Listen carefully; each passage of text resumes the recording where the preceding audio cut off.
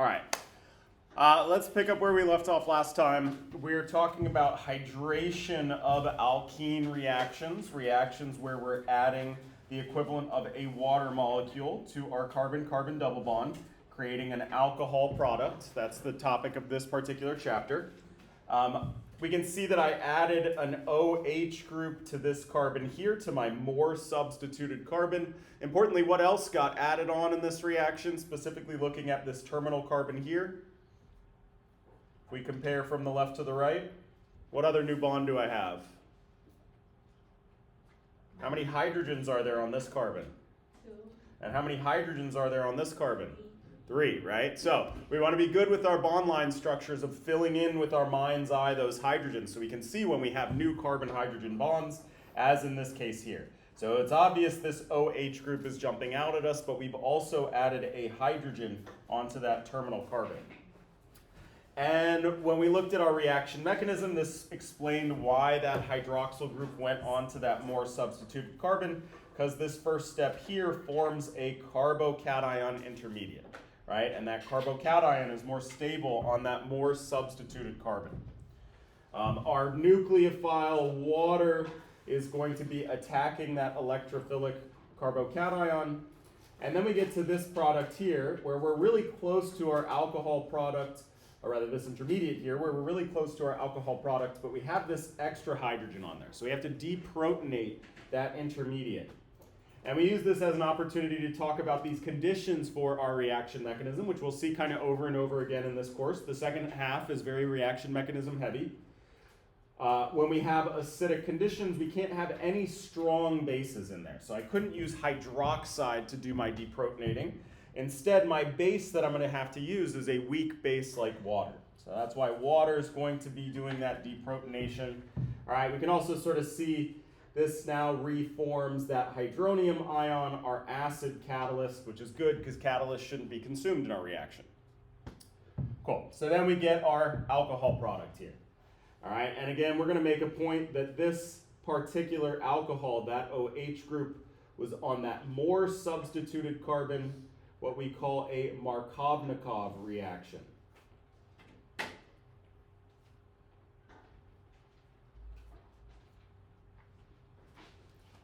All right, OH on that more substituted carbon.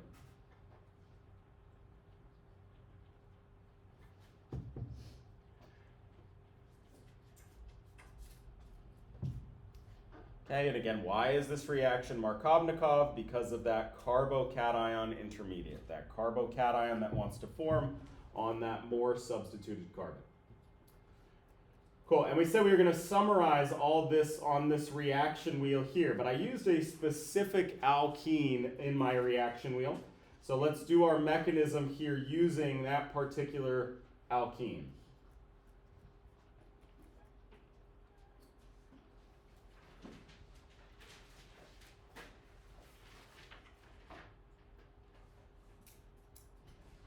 Our first step here involving that hydronium ion playing the role of our acid, our proton donor. All right, everybody take me to our intermediate here, filling in those electron pushing arrows.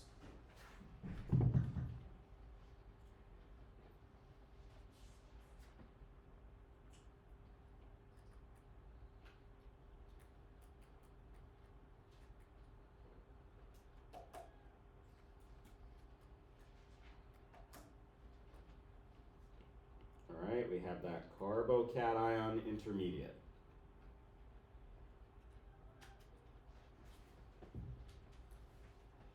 All right, but I wanted to use this example in particular because there's something that we have to watch out for when we have reactions that have carbocation intermediates. This thing right here will not be the electrophile in this reaction. There's going to be something, a rearrangement that happens here. What do we have to watch out for with our carbocations?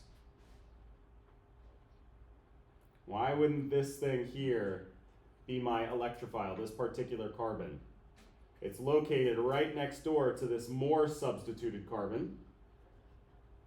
All right, so what's going to happen? Going to have that hydride shift.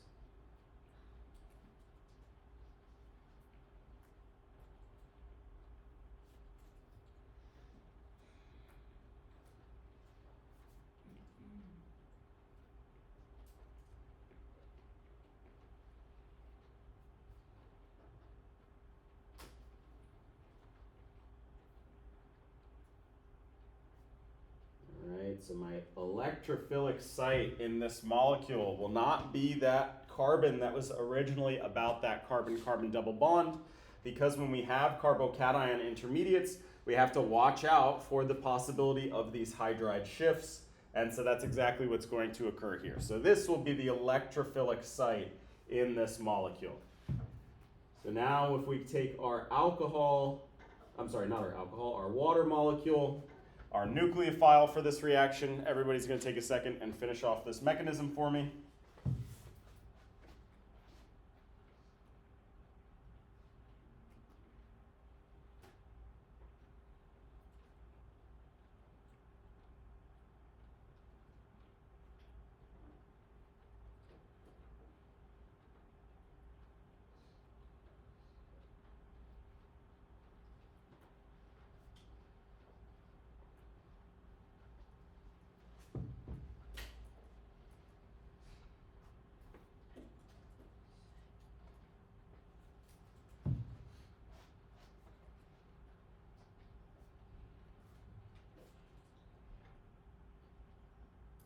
My water molecule attacks that carbocation, forming that new carbon-oxygen bond. My oxygen now has 3 bonds and 1 lone pair, so it's got that positive charge. It's got this extra proton on there that I got to get rid of in order to get my alcohol product. And what are we going to use as our base? Under acidic conditions, we got to use a weak base like water.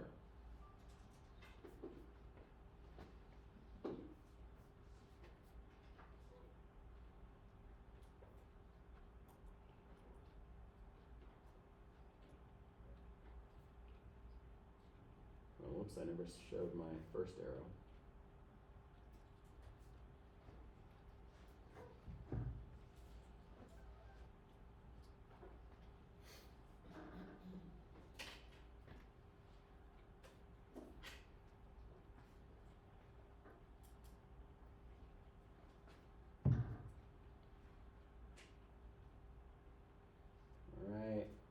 Reforming that hydronium ion and leading to our organic product, that alcohol, okay? But again, we use this particular reagent to make a point that yes, that carbocation wants to form on that more substituted carbon. But when it's located right next door to an even more highly substituted carbon, we gotta watch out for those shifts that can occur, right? So we would have a hydride shift here, forming that carbocation on that more substituted carbon. Okay, so in our little summary wheel here, we picked this specific reagent, or rather specific substrate, because we're going to use this as an opportunity to kind of summarize these hydration reactions. And we want to note that this particular reaction is Markovnikov, but that it also has that carbocation intermediate.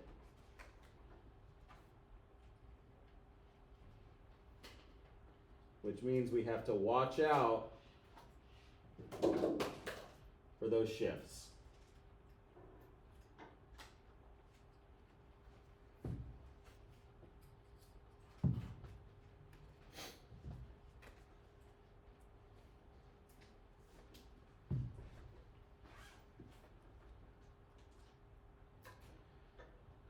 All right, our next reaction that we're going to discuss, our next hydration reaction, is what's called an oxymercuration reaction.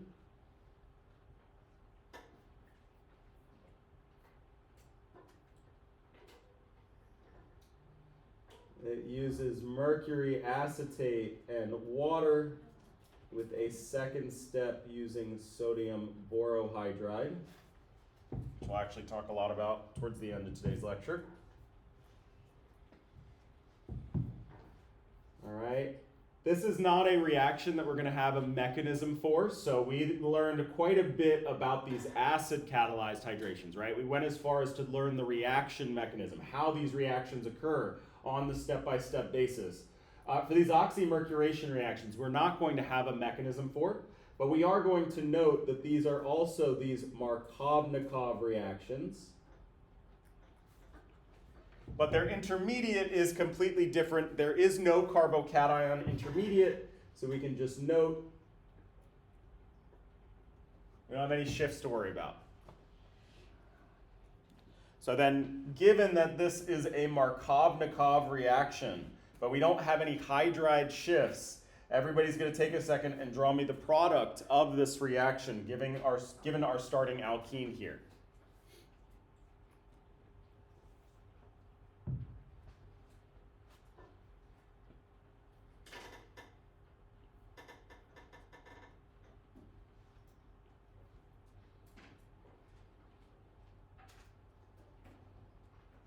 Markovnikov, meaning I'm going to add it to that more substituted carbon. And it's just as simple as that. I'm not going to have to worry about any shifts that may occur. I'm just going to look at my alkene and make sure to put that hydroxyl group on my more substituted carbon. Okay? So these are two hydration reactions. We're adding a hydrogen to one carbon and an OH group to another carbon. They are both Markovnikov reactions. We know our mechanism for this one here are acid catalyzed as that carbocation intermediate, so we have to watch out for hydride shifts or methyl shifts. For this other one, we don't really know our mechanism, but suffice it to say that we know that it's not going to have any hydride shifts that occur, which means that sometimes these could give you the exact same product, right? We went and picked a specific substrate that highlighted the differences in these two reactions here because of that potential for those shifts. All right, cool. So then our last one here, let me make some room for, is what's called a hydroboronation reaction.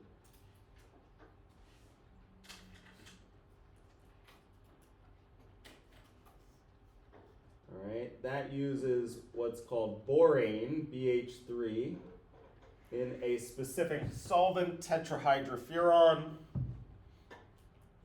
And then in the second step, you add hydrogen peroxide and sodium hydroxide.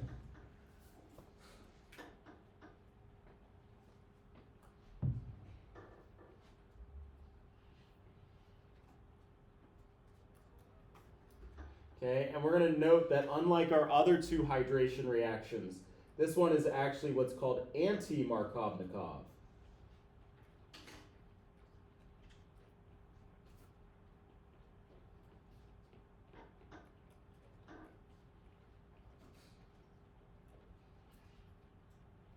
So my OH group is not going to go on the more substituted carbon, but rather the less substituted carbon.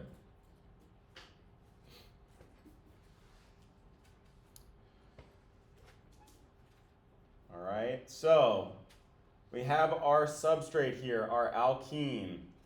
And if we're looking at these two carbons about that carbon-carbon double bond, we have these two hydration reactions with different regiospecificity, putting the OH group on a different region in this molecule. We have our Markovnikov oxymercuration reaction and our anti-Markovnikov hydroboronation reaction. Right? And then we also have this third one here, which is Markovnikov, but also has that carbocation intermediate, which is why that OH group got added to that most substituted carbon, which was next door. All right, so again, picking a substrate that highlights the differences of these reactions. One more thing going forward here, these lists, especially for these second two reactions, it's kind of like a big, ugly list of reactants here, right? Importantly, our goal is not to have these memorized. We need to be able to sight recognize them, right? So what jumps out at me when I see this big, ugly list here is this element that we really don't see all the time, mercury.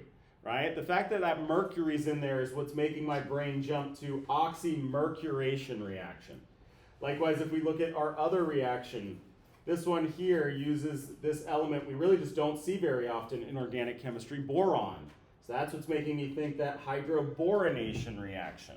All right? So just little key things that we can kind of latch on to help it stick in our brain a little bit better.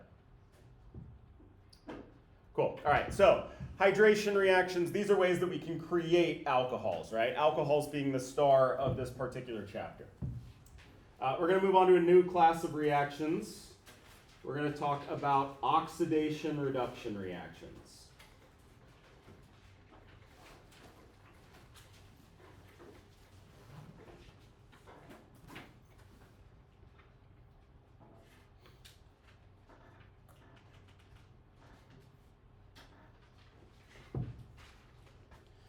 All right, and we talked about oxidation reduction back in general chemistry, and it quite frankly was a big pain in the butt, where you had to go in and assign oxidation numbers on your reactant side and your product side, and pay attention to who's losing electrons, who's gaining electrons, all that jazz, right? Good news is in organic chemistry, we can kind of simplify things. Our oxidation reactions are going to be doing the same thing, where we're going to simply be replacing carbon-hydrogen bonds with carbon-oxygen bonds. All right, oxidation means you get more carbon-oxygen bonds. All right, and likewise, on the flip side, reduction is the exact opposite. Now we're replacing carbon-oxygen bonds with carbon-hydrogen bonds.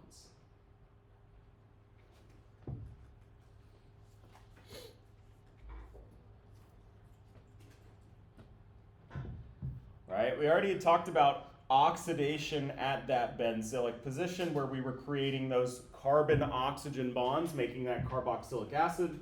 We're going to see something similar here with our alcohols. We are going to break this up based on our classification of alcohols. So for example, it turns out that our primary alcohols are going to behave a little bit differently than our secondary alcohols, than our tertiary alcohols, all right? So we're going to kind of break these up. A primary alcohol means that that OH group is bonded to a primary carbon, one with only one carbon neighbor. So this would be my primary alcohol.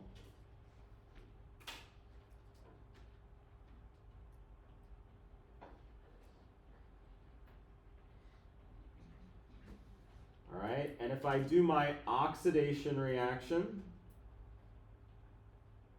for right now, we'll talk about specific oxidation reagents. For right now, I'm just going to leave it as this little O, meaning oxidation here.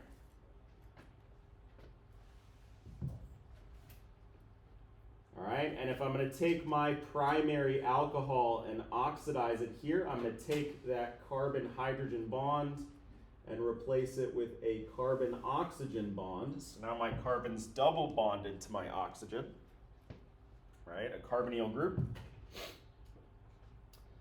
All right, does anybody remember what this functional group would be in this molecule that we just created? An aldehyde, yes. Our carbonyl group at the very end of our molecule is an aldehyde. All right, and again, I kind of made us think about this earlier, but just to point out, because again, we want to be good with our bond line structures. Of course, I've added this new carbon-oxygen bond here, but what did I replace? How many hydrogens are there on this carbon on the left? How many hydrogens are there on this carbon on the right? Just one, right? So I replaced one of those hydrogens on my carbon here with that new carbon-oxygen bond. Cool. All right, but I can even go further. An aldehyde, we can also continue to oxidize, because again, it has one of those hydrogens on there still. We can oxidize that even further to a carboxylic acid.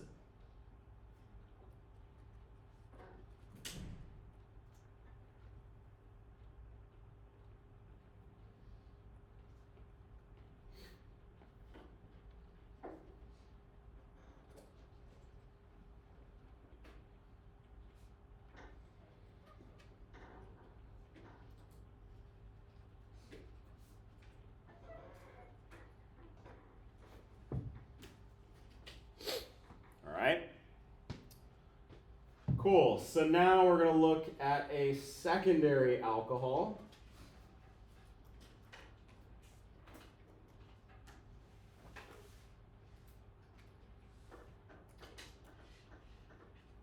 Meaning that that hydroxyl group is on a secondary carbon, one with two carbon neighbors.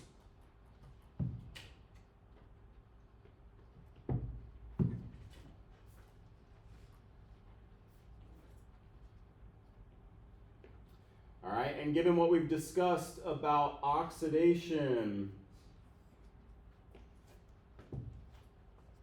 everybody take a second and draw me my product here.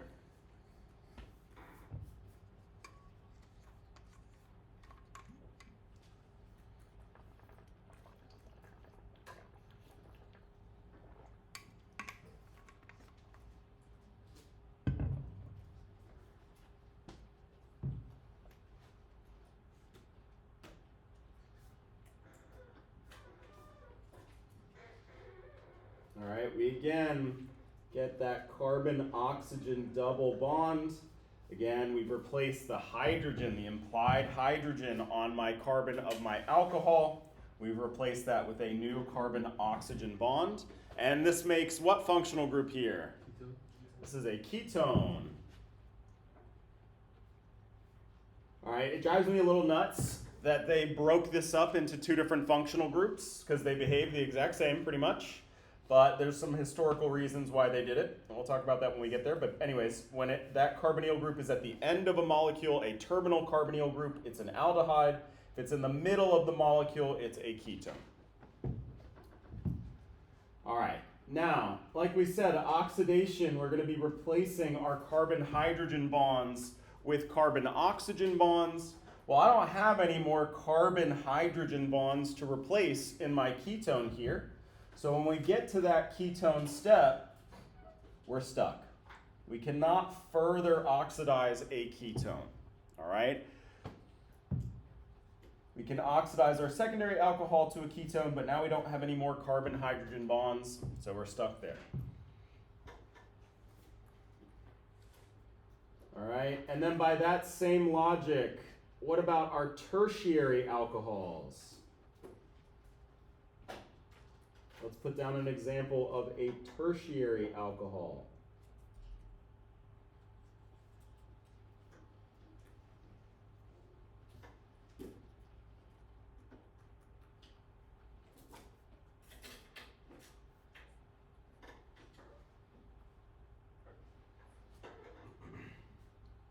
What is that going to oxidize to?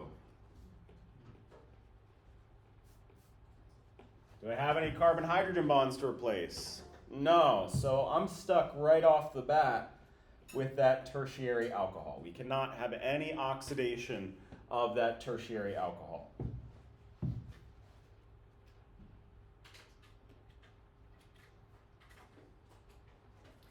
All right, so primary alcohols we can oxidize to aldehydes, and aldehydes can be further oxidized to carboxylic acids. Secondary alcohols can get oxidized to ketones, but then we're stuck there. We can't oxidize any further than that. And tertiary alcohols, they're stuck where they are. They can't be oxidized at all. Okay, so we said we were just putting in generic oxidation reaction for right now, and then we're going to address specific reagents used for oxidation. So let's talk about our oxidation reagents.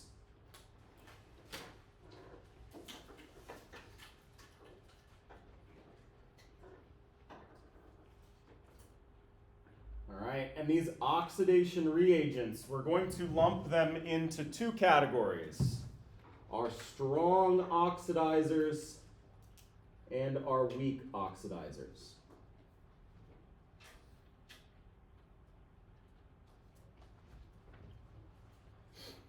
All right, our strong oxidizer is one that we've seen before in this course. This metal that I said when you see it, you want to think oxidation, and that's chromium. So sodium dichromate in a dilute solution of sulfuric acid is a strong oxidation reagent. Our weak oxidation agents are going to be new to us.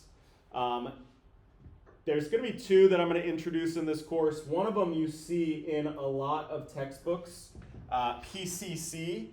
I honestly don't remember what it stands for, but one of the C's is for chromium, all right? So another oxidation agent, but it's on the weaker side. Chromium, it turns out, is terrible for the environment, so there's a big effort to try to phase out these reagents that contain chromium. So one of the ones that's been replacing it as a more green oxidation reagent is what's called Des-Martin pyridine, or DMP.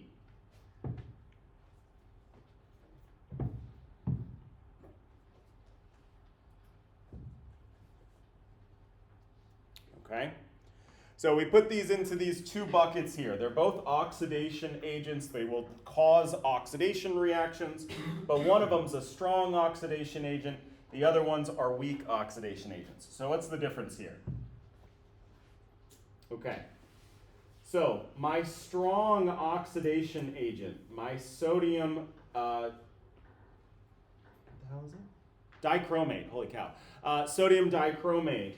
That can oxidize an alcohol, but it can also oxidize aldehydes to carboxylic acids. So if we start with our alcohol, it's not going to stop here at that first oxidation step. It's going to blow all the way through, oxidizing it fully to that carboxylic acid, right? So our strong oxidation agents will oxidize primary alcohols all the way to carboxylic acids.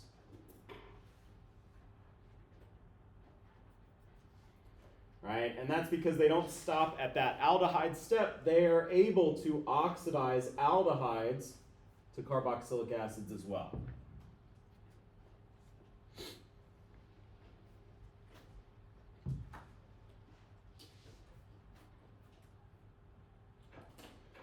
All right, well then what happens if I have my primary alcohol and I want an aldehyde? I'm not going to be able to use my strong oxidizing agent.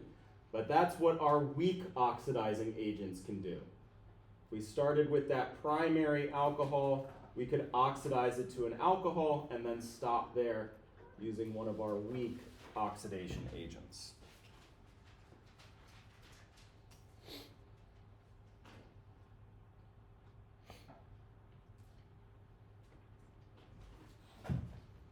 All right, so strong, I'm going to say specifically oxidizers and weak oxidizers.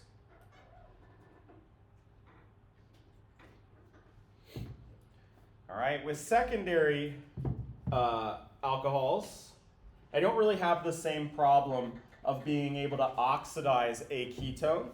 So if I used my weak oxidizer, that would convert my secondary alcohol into a ketone.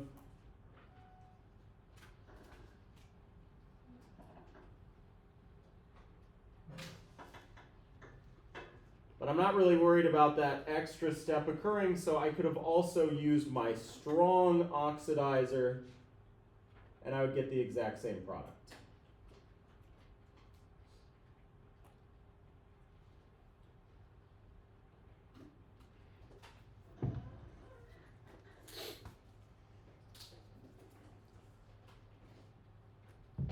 All right, so what's the difference? Why did we bother to put these into these two categories? Well, these strong oxidizers will always fully oxidize anything, right? So if I got my primary alcohol, I could fully oxidize that to a carboxylic acid. Or if I started with my aldehyde, I would then oxidize that to my carboxylic acid, right? But if I have my weak oxidizer, that'll stop at that first oxidation step, converting a primary alcohol to an aldehyde. As soon as I go to a secondary alcohol, I don't even have to worry about all that jazz. My two oxidizing agents are going to do the same thing.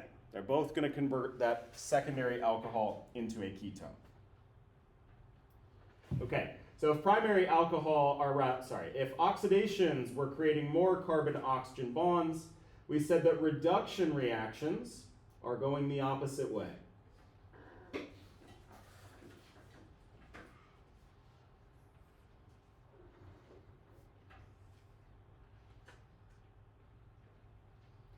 So I could reduce my aldehyde to a primary alcohol,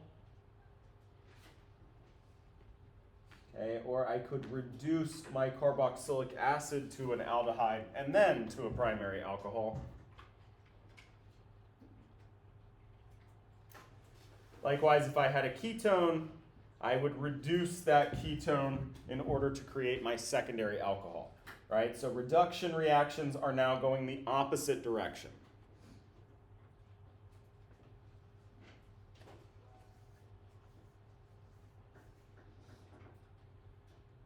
Okay. Now we're going to talk about our our reduction reagents.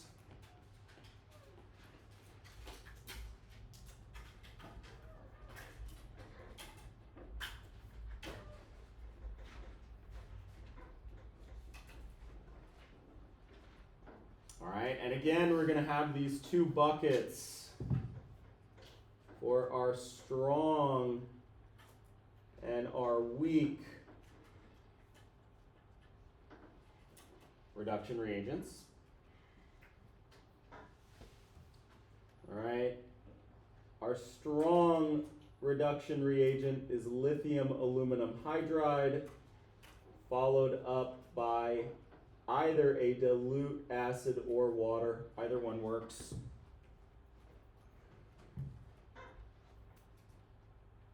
Our weak reducing agent is sodium borohydride. Oops, not two.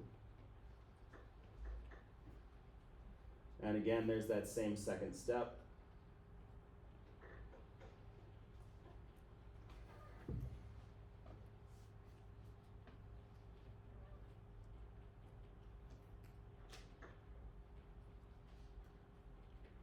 All right. We're going to name these things. I'm going to put down the name of these things because there's some important feature that we're going to sort of look for. So this is lithium aluminum hydride, and this is sodium borohydride. And that word hydride appears in both of these reagents here.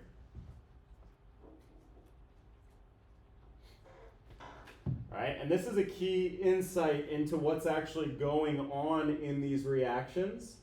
So when you hear hydride, you're going to think nucleophilic hydrogen.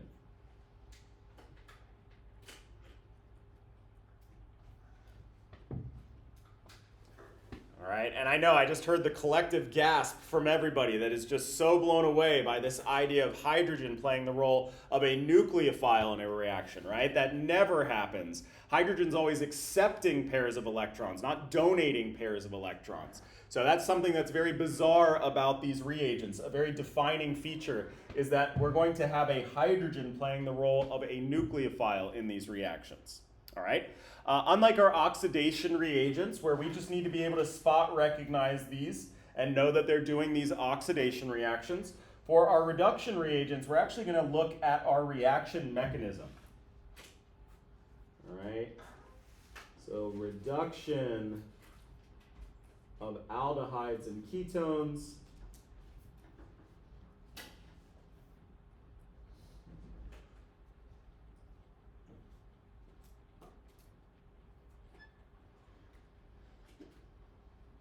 Okay, let's do our balanced chemical equation up here. I got my ketone. Whoa.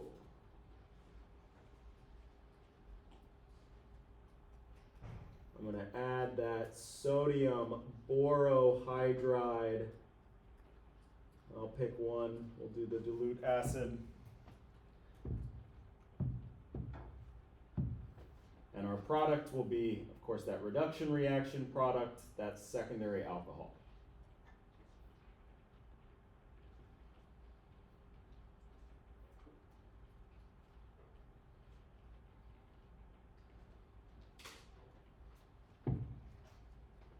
Okay, but again, we're going to specifically look at our reaction mechanism here.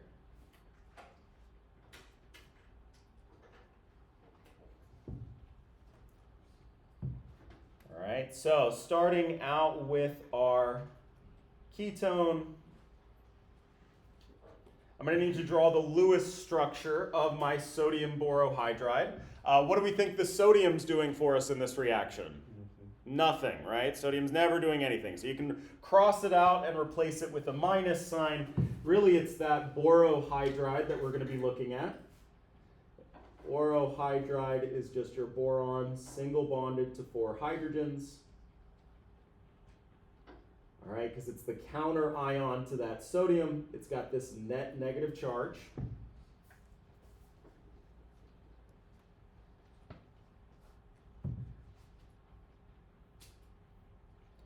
All right, and I told you the whole shtick of this reaction is that this hydrogen right here is going to be playing the role of the nucleophile.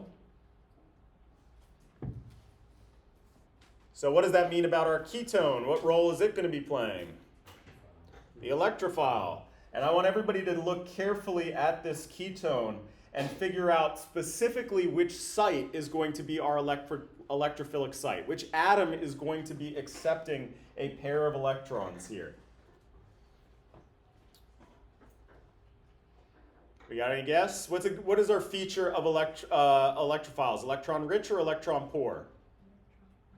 Electron poor. So which atom up here is going to be the most electron poor atom? My carbon in the middle here. And why is that one relatively electron deficient?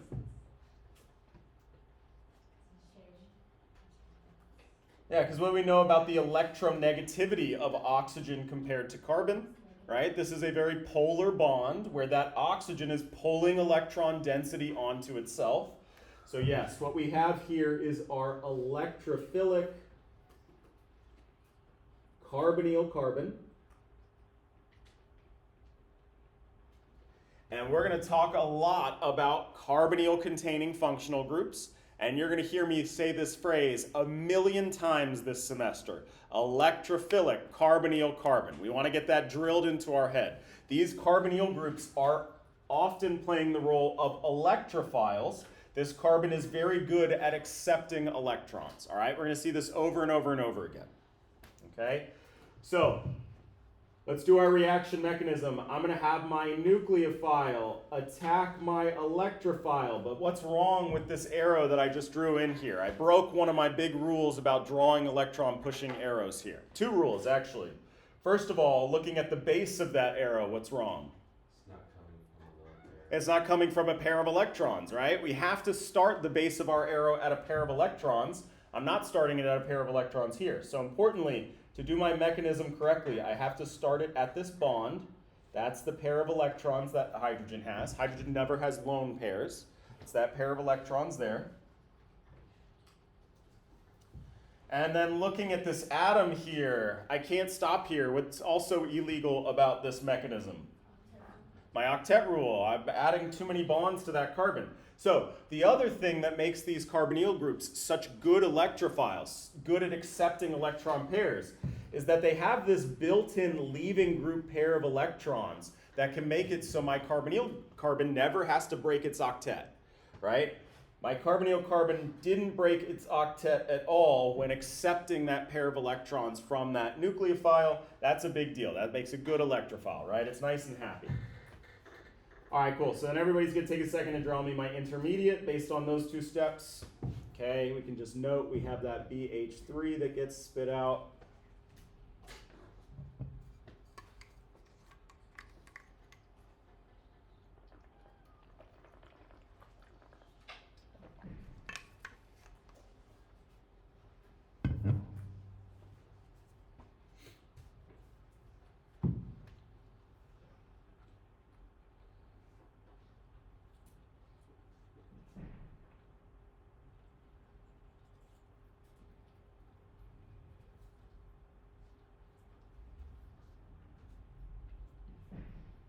All right, so importantly, that oxygen has accepted that pair of electrons, becoming a lone pair, meaning it's got that negative charge.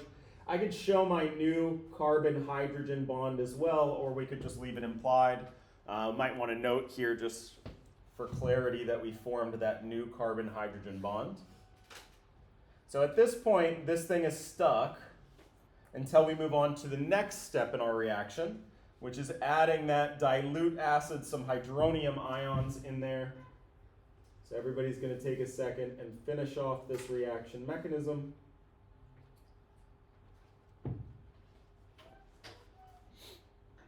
What do we think is going to happen when we put that negatively charged oxygen next to that hydronium ion?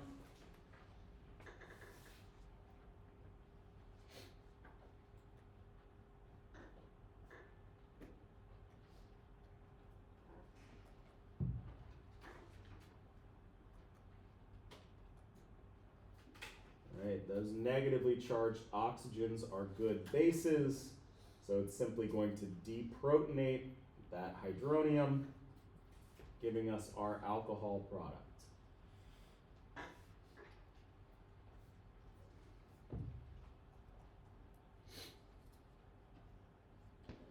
Okay, so for these reduction reactions, we have our reaction mechanism.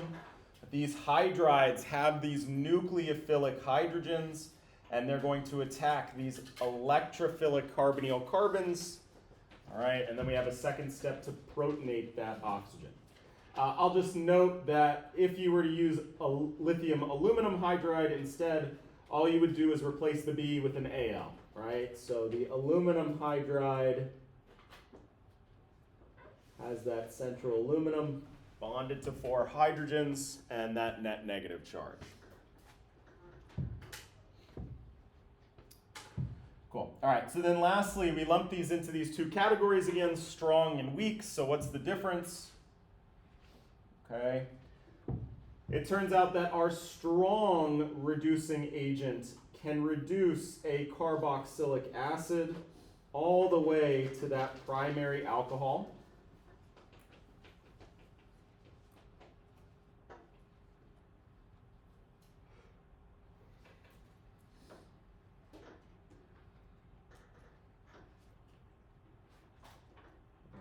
That's our strong reducer.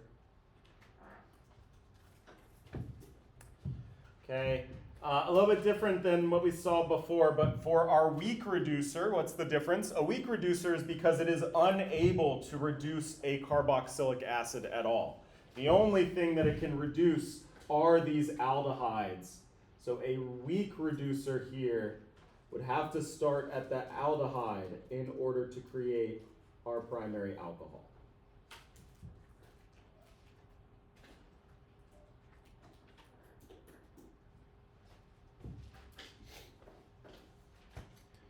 For our ketones, again, it wouldn't matter. We could either use that strong reducer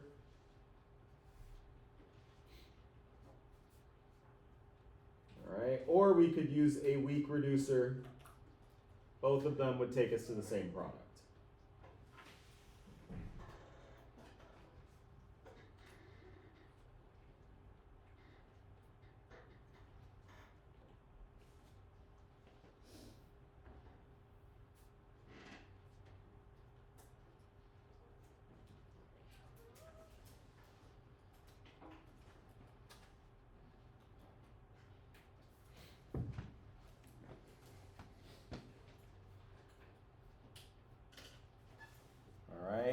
So we have these oxidation-reduction reactions, oxidation reactions where we're creating more carbon-oxygen bonds, reduction reactions where we're going the opposite way, creating more carbon-hydrogen bonds. And we talked about these different categories, strong versus weak, and how these will react with our molecules a little bit differently. Cool. Again, just kind of all summarized on this page here. That's all I got for y'all. All right, we will pick up with this next week. We're still kind of in our discussion of alcohols here.